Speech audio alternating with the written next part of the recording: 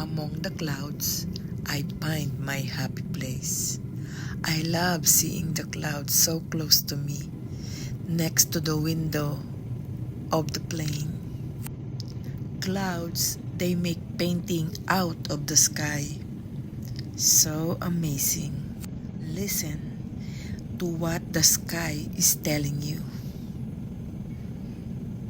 We are almost there. But the clouds is keep on popping up next to the window of the plane. So pretty. I'm feeling like a floating cloud under the blue sky. When you are in the sky, you can feel and see the beauty of the universe. I remember one famous quote about planes. When everything seems to be going against you, remember that the airplane takes off against the wind, not with it. If you can walk away from a landing, it's a good landing.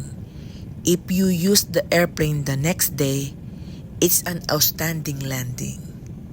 Did you get it? For all of you there planning to fly soon, have a safe and comfortable flight.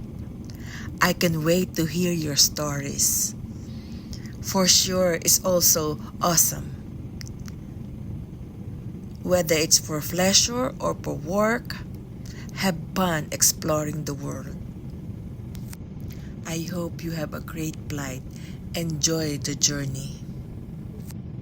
Not all clouds in the sky come to bring darkness.